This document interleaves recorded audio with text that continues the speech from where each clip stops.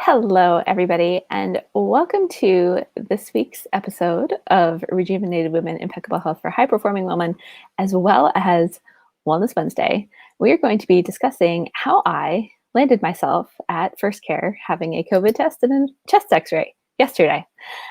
What I really want to talk about and where we're going with this is stress, our gut health, our immune function, self-sabotage, and then I'm also going to share what I do for myself in these situations because I'm not somebody who likes to take medication, as many of us out there are. And the reason is what we're about to talk about. So, a lot of us, I think it's starting to become more mainstream knowledge that our gut is incredibly important for our immune function. And I have been in this place where I have had like incredible, awesome gut health and gut function ever since I did a parasite cleanse that I take a lot of my clients through about a month and a half ago. And I've been feeling good and my energy's been good and all this stuff. And over the last couple of weeks, my stress has also gone through the roof. And if you didn't know, stress actually physiologically changes the kind of gut flora that our body has, and it can alter how well our immune system is functioning. And so for the last 2 weeks, I'm going to have a hard time getting through this without coughing because I found myself yesterday, I've been kind of just feeling off. I've been feeling tired. It's fall's here. I'm starting to feel more run down, have more stress going on with some business stuff I've been trying to sort out all summer. And I yesterday found myself unable to take a deep breath without having to cough really hard. And we're like, oh no, asthma, pneumonia, COVID, like all of these things. And so I, being the responsible, healthcare provider that I am, I decided to take myself in and get tested for COVID for like the fourth time because, just to have everybody feel good. I'm pretty sure I just have a cold and some bronchitis. But what I really want to share, I've been talking a lot with women in my program over the last couple of weeks about this idea of self-sabotage, because what happens is, when we get sick, it's because we stop paying attention at some point, honestly. And for a lot of us, it's actually our way of trying to keep us safe and trying to not like do the next thing. And so I find anytime I'm about to have like a big leap or a big growth, something happen growing wise, whether it's with business or with my health or with, exercise, whatever it is, I'll either get sick or I'll get injured. And these are part of the 3 Ps that I'm obsessed with this book and I talk about it all the time, but Gay Hendricks in his book, The Big Leap, talks about. And so what they are is we're either, in trying to protect ourselves, we're either trying to protect ourselves, we're trying to prevent ourselves from feeling something or doing something, or we are punishing ourselves for some reason. And all of those things keep us from reaching the next level and keep us kind of playing this smaller game and keep us stuck, whether this is with our health, with our finances, with our career, whatever it is. And so, I just wanted to share about like, I got sick, right? I'm the functional medicine doctor and, chiropractor and person who knows a lot about this stuff and talks about gut health and all this stuff all the time. And I take care of myself and I eat clean and I haven't stopped doing those things, but my stress went through the roof over the last couple of weeks. And as soon as that happened, my immune system tanked because 80% of our immune system is housed in our gut.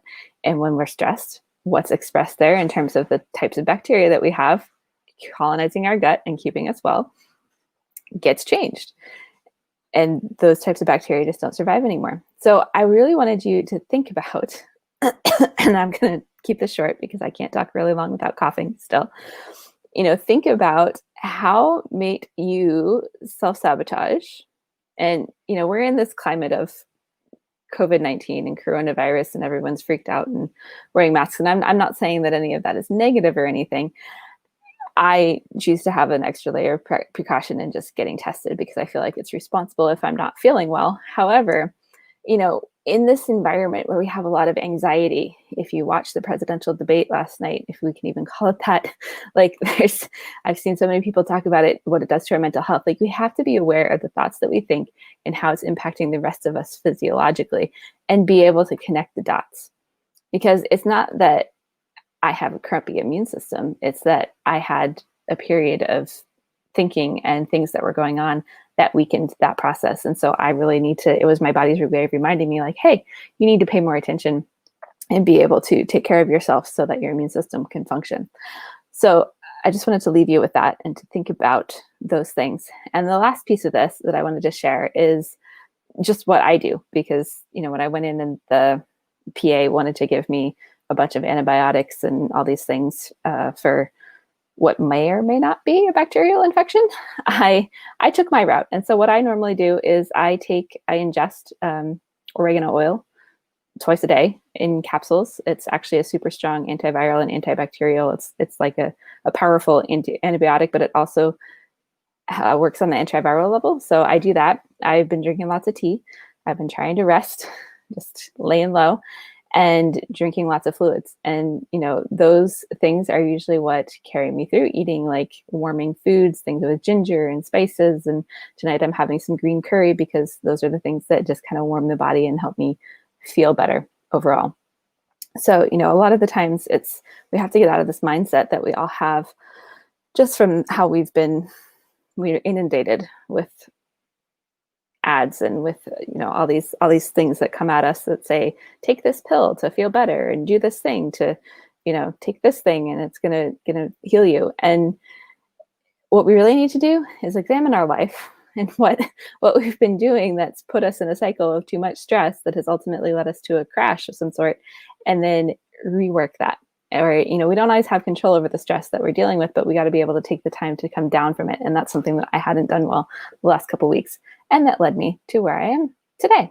So I'm going to go back to my oils and my resting and probably play video games with my child, which is not restful, but then I get to watch a movie and, get back to doing those things and building in those habits that are going to help me long term. And so I hope that my experience serves as a reminder for all of you to, especially in this time, to really make sure that we're making time for ourselves and taking the time to de-escalate from the stress, doing the journaling, doing the yoga, doing the walks, doing the meditation, doing the hide in the bathroom for 5 minutes just so you can have some peace and quiet, doing whatever it is that you need to do with how busy we are with school, with being teachers, for our kids, with having people home all the time, with changes, like all the stuff that's going on. We have to carve out that time for ourselves, or like me, you'll probably end up with a horrible cough, stuck at home, waiting to find out if your cough is actually related to some crazy new virus that we have